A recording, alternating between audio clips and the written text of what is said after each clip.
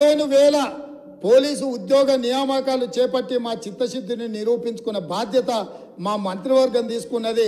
వాళ్ళు అరిసి గోలబెట్టిన చొక్కాలు చించుకున్న 15 రోజుల్లో వాళ్ళు అడ్డం పడ్డా సరే 15,000 నియామకాలు పోలీసులను చేపట్టి నిరుద్యోగ యువకులను ఆదుకునే బాధ్యత మేము తీసుకుంటాం అధ్యక్ష.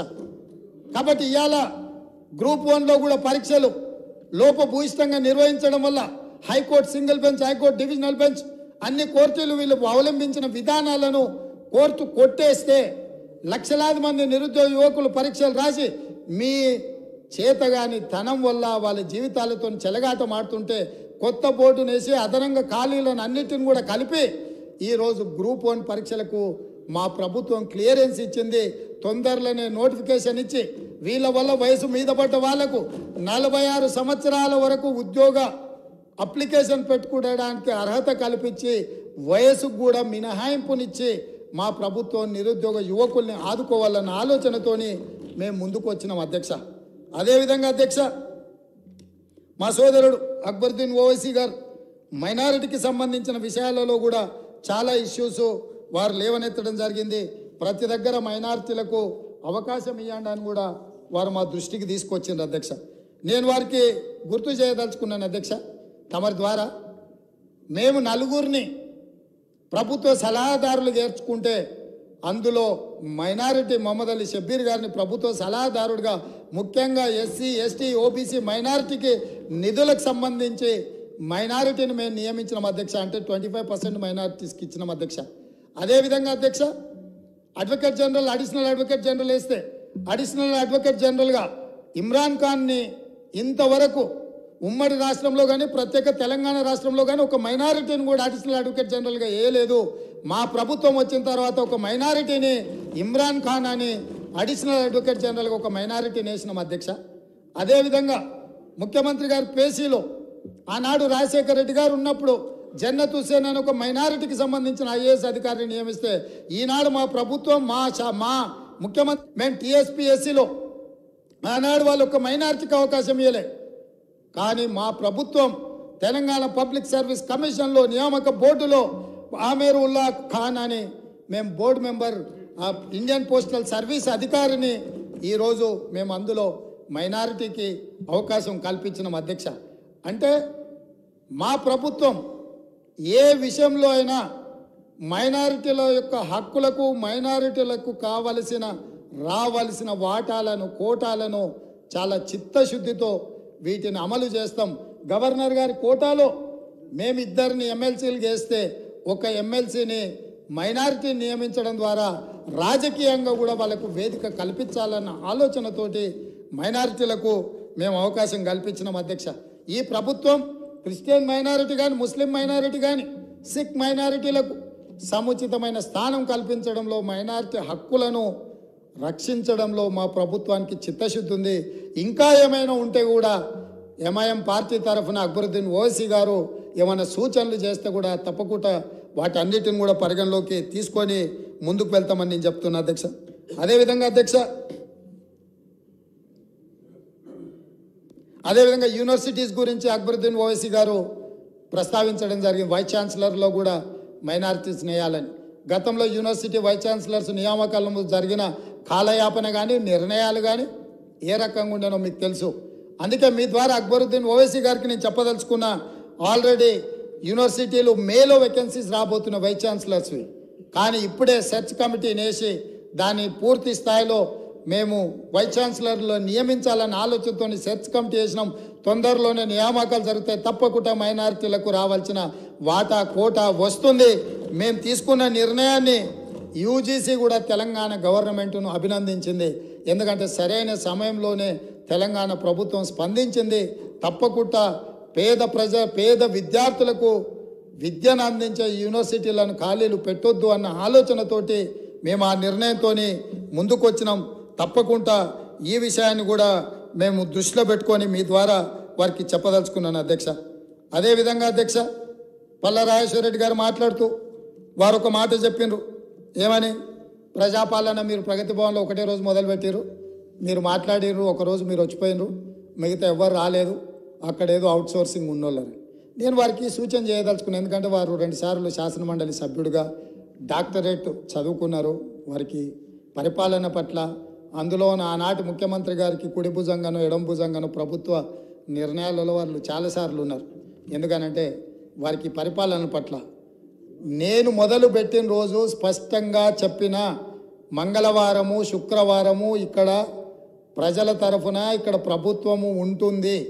అక్కడ నేనే కాదు, నా సహచార మంత్రులు ధనసరి అనసూయ, సీతక్క, దుద్దిల్ల శ్రీధర్ బాబు, కొండా సురేఖ గారు, పొన్నం ప్రభాకర్ గారు, ఈ మంత్రులందరూ కూడా అక్కడికి వెళ్ళడమే కాకుండా అవుట్ సోర్సింగ్ కాదు అధ్యక్ష.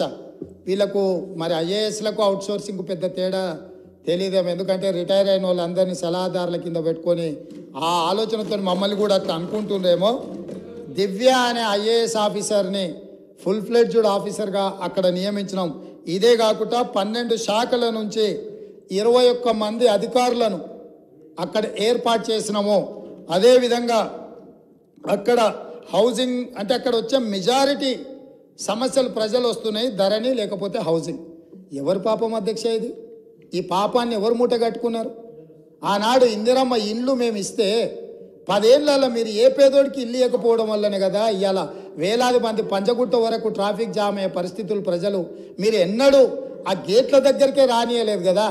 15 ఫీట్ల ముళ్ళ కంచెలు వేసి అడ్డం పెట్టి పోలీసుల పహారాల మధ్య మీరు కాపలా కాసి తెలంగాణ వాడు అనేటోడు ఎవడు ఆ వైపే కన్నెత్తి చూడకూడదని అడ్డుకొని కార్పొరేట్ కంపెనీలోళ్ళు పెద్ద పెద్ద కార్లలో లోపలికి బాజాబ్తో వస్తుంటే తెలంగాణ బిడ్డలు తెలంగాణ కోసం త్యాగం చేసిన వాళ్ళు రోడ్డు పక్కన ఆ పక్కన దోషులాగా నిలబడి అర్ధాకలితోని చూస్తుంటే పెద్ద పెద్ద ఎంపాల కార్లలో మీ దాంట్లోకి లోపలికి వచ్చి పోతూ ఉంటే వాళ్ళకేమో రాజస్వాగతం పలుకుతూ వీళ్ళని మాత్రం హీనంగా చూసిన రోజులు పోయి అక్కడుండే 15 ఫీట్ల ముళ్ళ కంచెల్ని 7 తారీఖు నాడే బద్దలు కొట్టినము.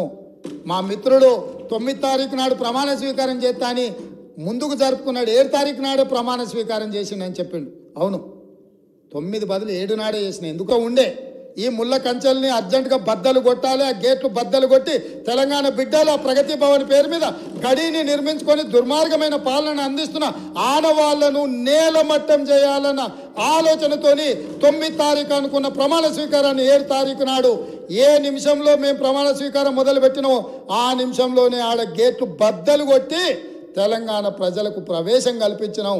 ఆ ఆనందం చూస్తే శ్రీలంకలో రాజపక్షే రాజసౌధం మీద శ్రీలంక ప్రజలు ఏ రకంగా ఆ రోజు ప్రవర్తించినరో ఇక్కడ కూడా అదే విధంగా తెలంగాణ ప్రజలు అక్కడికి వచ్చారు అధ్యక్ష. ఇది కళ్ళ ముందు జరిగిన చరిత్ర. అందుకే 9 తారీఖు బదులు 7 తారీఖు నాడు ప్రమాణ స్వీకారం చేపట్టిన అధ్యక్ష. ఈ ముళ్ళ కంచెల్ని బద్దలు కొట్టడానికే ఆ గేట్లు బార్లా తెరిచి మా తెలంగాణ బిడ్డలు అందులోకి రావడానికి. ఎందుకంటే వాళ్ళ రక్తాన్ని చెమటగా మార్చి కట్టిన పన్నులతో కట్టిన సౌదాలు అవి మీకు శ్వేత సౌదాలేమో కానీ మీరు ఏ సౌదాలు అని మీరు అనుకుంటున్నారో మాకు తెలియదు. కానీ మా ప్రజలకు అక్కడి నుంచి మంచి పరిపాలన అందించాలన్న ఆలోచన మాది. అందుకే మేము దానికి జ్యోతిరావు పూలే పేరు పెట్టినాం అధ్యక్ష. బలహీన వర్గాలకు ఆరాధ్య దైవమన సామాజిక న్యాయానికి ప్రతీకైన జ్యోతిరావు పూలే పేరు దానికి పెట్టి అక్కడి నుంచి మంచి పరిపాలన అందించాలన్న ఆలోచన చేస్తున్నాం. కనీసం వాళ్ళనైనా ఆ నిర్ణయాన్నైనా మీరు అభినందిస్తారేమో అనుకున్నాం, కానీ ఎందుకో మరి మీకు మనసు రాలే. అదేవిధంగా అధ్యక్ష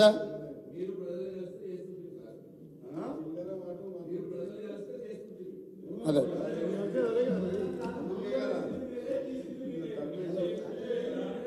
ఇక పాపం వాళ్ళ ఏంటంటే వాళ్ళకి ఆదర్శ దైవము వాళ్ళ కులదైవం కిరణ్ కుమార్ రెడ్డి గారే ఉన్నట్టున్నారు. ఎందుకంటే వాళ్ళకంటే ముందు కిరణ్ కుమార్ రెడ్డి గారే ఉండే, వారి వారసత్వం వీరు పుణుకుపుచ్చుకున్నట్టున్నారు.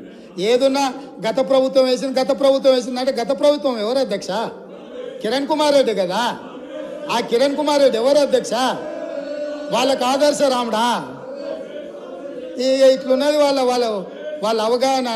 ఏం చేస్తాం, మేనేజ్మెంట్ కోటాలు వస్తే ప్రాబ్లమ్స్ ఉంటాయి అధ్యక్ష. చదువుకుంటే కొంచెం మెరిట్ ఉంటే ఈ సమస్యలు ఉండవు.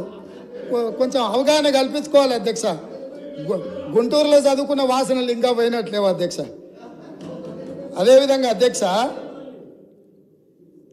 ఇట్లా తెలంగాణ చరిత్ర మసకబారిపోతే సానబట్టి వెలికి తీసి మట్టిలో మాణిక్యాలను బయటికి తేవాలన్న ప్రయత్నం మా ప్రభుత్వం చేస్తుంది.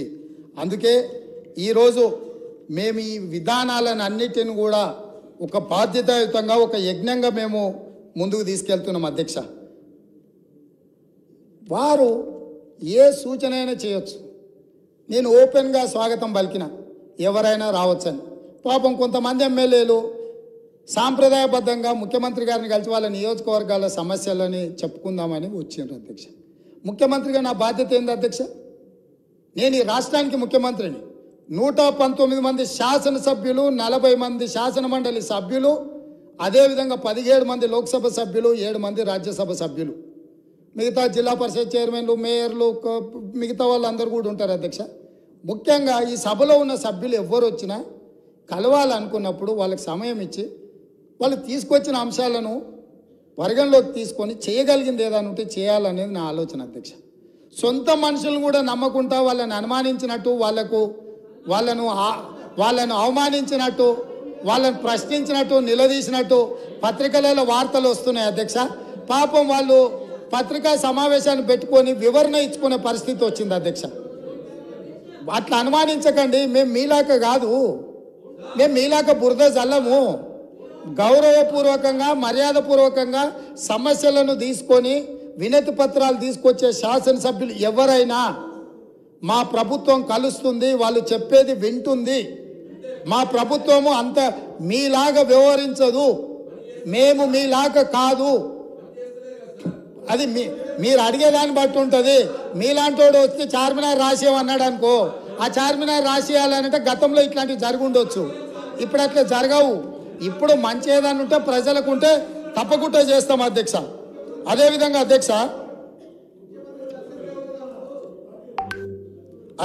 అధ్యక్ష అసదుద్దీన్ ఓవైసీ గారు ఈ బిల్డింగ్ పినలైజేషన్ BPS స్కీమ్ గురించి మాట్లాడడం జరిగింది.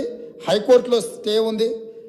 ఇతర రాష్ట్రాలు ల్యాండ్ రెగ్యులేషన్ స్కీమ్ కింద ఏమున్నాడో పెట్టడం వల్ల అది ఆగింది. డెఫినెట్గా అడ్వకేట్ జనరల్తో మాట్లాడి ఈ విషయాలన్నిటిని కూడా పరిగణలోకి తీసుకొని తప్పకుండా వాటిని కూడా పరిష్కరిస్తాం అధ్యక్ష.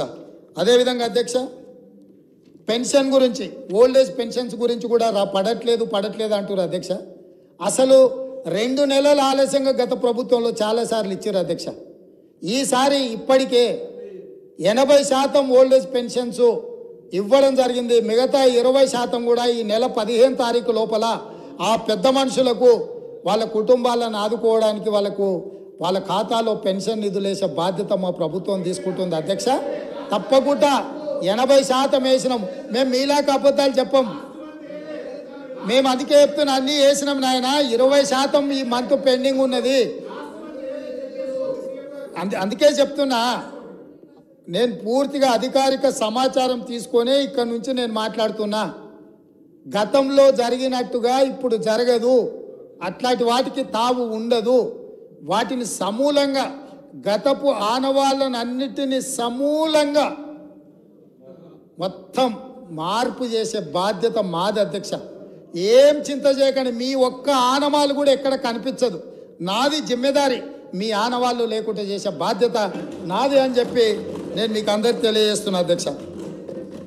అదేవిధంగా అధ్యక్ష పదే మనోళ్ళు కాళోజీ కవిత్వం గురించి, కాళోజీ గొప్పతనం గురించి చెప్తున్నారు అధ్యక్ష.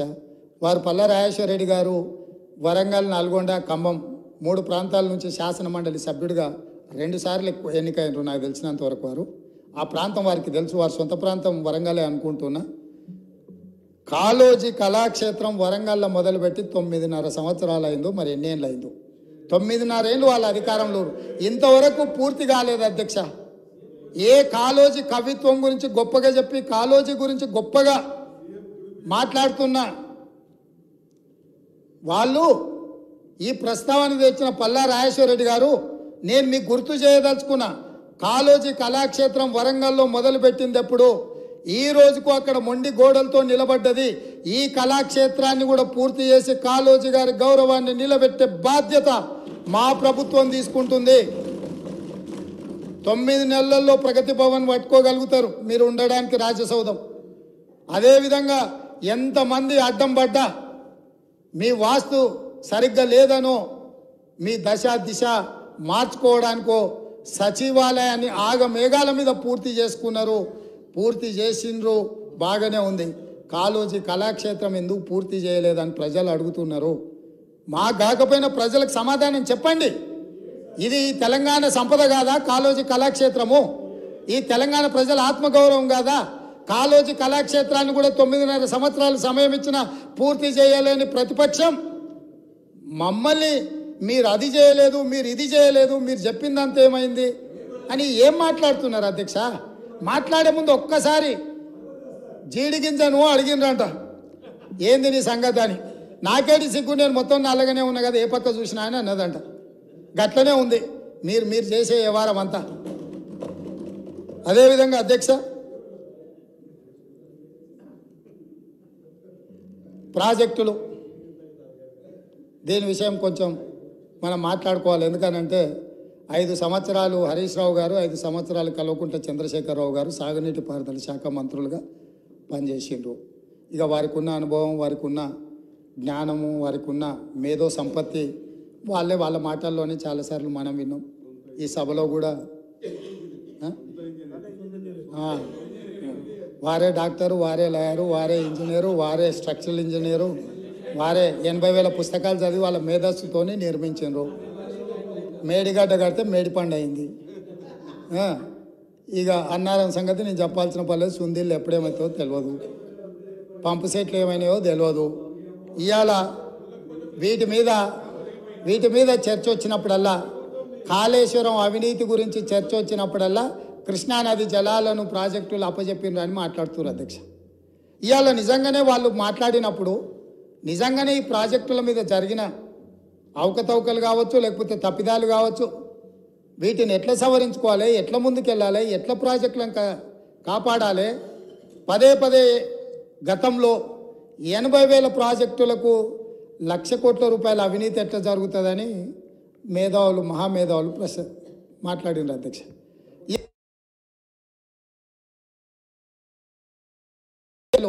పెండింగ్ ఉన్నాయని అధికారిక లెక్కలు చెప్తున్నాయి అధ్యక్ష.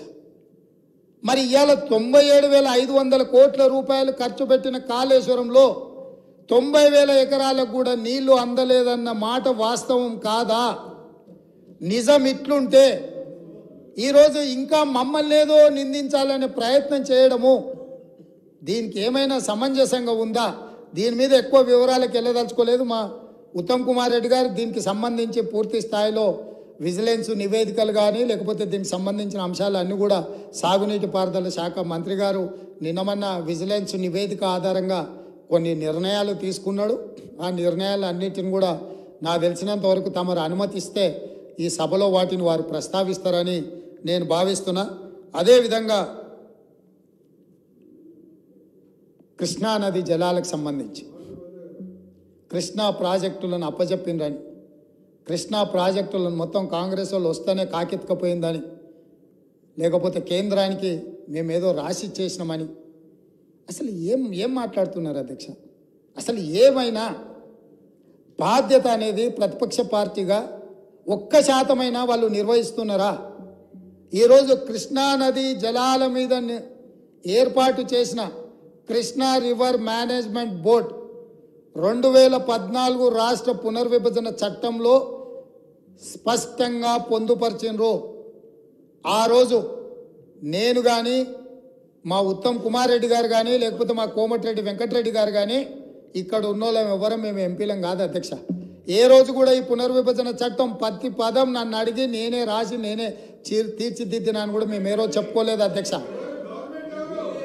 మేము చెప్పుకోలేదు అధ్యక్ష. ఎవరు అధ్యక్ష ఆ రోజు సభలో సభ్యులు? కల్వకుంట్ల చంద్రశేఖరరావు గారు ఎంపీ.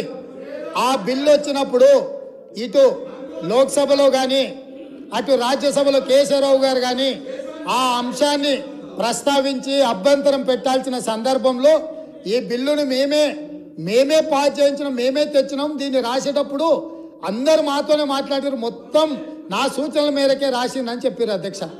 ఆ రోజు రాపిచ్చింది రాసింది చంద్రశేఖర్ రావే అయితే అందులో ఒకవేళ లోపం ఉంటే ఆ లోపాలకు బాధ్యులు ఎవరు అధ్యక్ష? ఈనాడు ప్రతిపక్ష నాయకుడు ఆ లోపాలకు బాధ్యుడు కాదా అని నేను మీ ద్వారా అడగదలుచుకున్న అధ్యక్ష వాళ్ళను.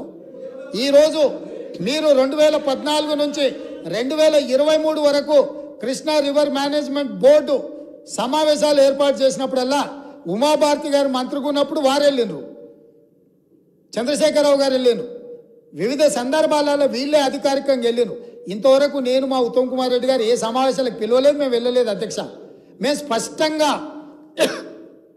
స్పష్టంగా తెలంగాణ హక్కులను కాపాడడానికి మేము కొట్లాడుతుంటే మా కాళ్లకు తాళ్ళు పెట్టి కాళ్ళ కట్టె పెట్టి మమ్మల్ని బోర్లు పడేయాలని వీళ్ళ తాపత్రయం ఏంది అధ్యక్ష?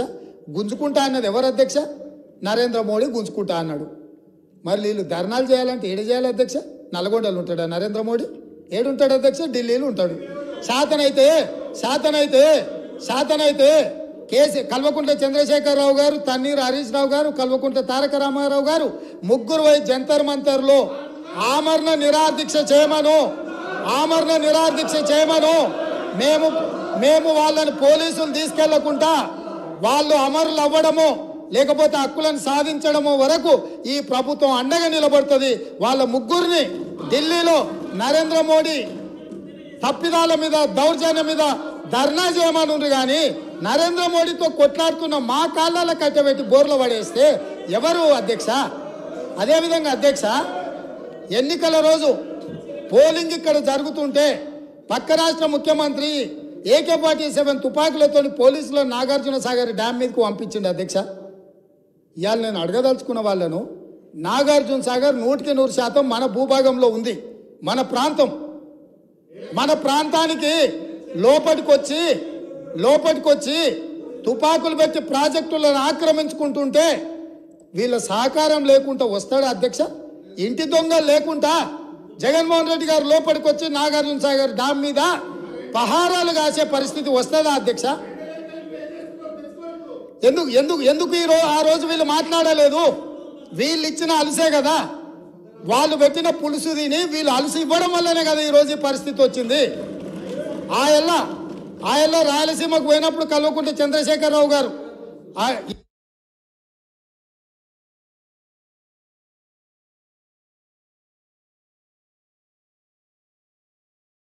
బేసిన్లు లేవు, బేసిజాలు లేవు, మీరు కొట్టుకపోండి అన్నాడు. వాళ్ళు కొట్టుకపోయారు. ఇప్పుడు మేము వచ్చినాక అట్టెట్లా కొట్టుకపోతాడంట? ఎవరు అధ్యక్ష బాధ్యత ఎవరు వహించాలి? నీ కళ్ళ ముందే కదా ముచ్చుమర్రి చంద్రబాబు నాయుడు కట్టింది, నీ కళ్ళ ముందే కదా రాజశేఖర రెడ్డి పోతిరెడ్డి పాడును 44,000 క్యూసెక్లకు పెంచి తరలించకపోయింది, నీ కళ్ళ ముందరనే కదా. నీ ఇంట్లో పంచపక్ష ప్రమాణాలు జగన్మోహన్ రెడ్డి గారికి పెట్టి జీవో నెంబర్ 203ను నీ ఇంట్లోనే పునాదులేసి రాయలసీమ లిఫ్ట్ ఇరిగేషన్కు ప్రగతి భవన్లో కేసీఆర్ గారి డైనింగ్ టేబుల్ మీద పునాది రాయబడ్డది. దానికి పునాది రాయేసింది మీరే కదా. 8 TMCలు పర్ డే తరలించకపోవడానికి అనుమతి ఇచ్చింది, టెండర్లు పిలిచింది, కాంట్రాక్టులు అప్పచెప్పింది, పనులు పూర్తి చేసింది మీరు అధికారంలో ఉన్నప్పుడే కదా అధ్యక్ష. మీరు మొత్తం కృష్ణానది జలాలు మహారాష్ట్ర కర్ణాటక దాటి మహబూబ్ నగర్ జిల్లాలో జూరాల నుంచి పాలమూరులో కలంపూర్లో ఎంటర్ అయి తుంగభద్ర నదిలో వచ్చే నీళ్లు, తుంగభద్ర నుంచి వచ్చిన సుంకేసులకు వచ్చిన నీళ్లు, సుంకేసుల నీళ్లు, జూరాల నీళ్లు కలిసి ప్రయాణమై పాలమూరు జిల్లా నుంచి మొదలై రాయలసీమలకు పోయి నంద్యాల నుంచి తిరుక్కొని శ్రీశైలం ప్రాజెక్టు మీదకి వచ్చినప్పుడు శ్రీశైలం ప్రాజెక్టు కొంత తెలంగాణలో ఉంటే కొంత ఆంధ్రాలో ఉంది అధ్యక్ష. అంతకుముందు ప్రాజెక్టు లేవు. అంతకుముందు పోతిరెడ్డిపాడు 11,000 క్యూసెక్స్ ఉండే, అది 44,000 క్యూసెక్స్కి పెరిగింది. అంతకుముందు లేని రాయలసీమ లిఫ్ట్ ఇరిగేషన్ ఇవ్వాలా 8 TMCలు తరలించడానికి లిఫ్ట్ ఇరిగేషన్లు కట్టినరు. ముచ్చుమర్రి నుంచి 1/2 TMC కట్టిరు అధ్యక్ష. మొత్తం 12.5-13 TMCలు పర్ డే. ఒక్క నెల రోజులు మనం కళ్ళు మూసుకుంటే శ్రీశైలంలో బురద కూడా ఉండదు అధ్యక్ష. రాయలసీమ లిఫ్టు 797 FRL దగ్గర కట్టిరు అధ్యక్ష. కుండ ఇట్లుంటే కుండకు సైడ్కు పొక్క పెట్టలే అధ్యక్ష, కింద పెట్టిండు. కింద వీళ్ళు పిలిచి పంచపక్ష ప్రమాణాలు వీళ్ళు పెట్టిండ్రు, జగన్మోహన్ రెడ్డి వీళ్ళ కింద బొక్క పెట్టిండు అధ్యక్ష. బొక్క పెట్టి మొత్తం తరలించకపోతుంటే మిన్నకుండా ఉన్న మీ ఇల్లు ఇవాళ నేను సూటిగా అడుగుతున్న హరీష్ రావుని మిత్రుణ్ణి, రాజకీయాలు పక్కన పెట్టండి, రాజకీయాలు పక్కన పెట్టండి, మీరు బాధ్యత కలిగిన మంత్రిగా చెప్పు. ఇవాళ రాయలసీమ జిల్లాలో ఉన్న మీ అవకాశం వచ్చినప్పుడు స్పీకర్ గారు అనుమతి తీసుకొని మీ అవకాశం వచ్చినప్పుడు తప్పకుండా చెప్పదు. I'm not yielding. నీకు ఇస్తాడు మైకు స్పీకర్ గారు, నేను కాదు ఇవ్వాల్సింది. స్పీకర్ సార్, ఇవాళ మన భూభాగంలో ఉన్న నాగార్జున సాగర్ మీదకి మన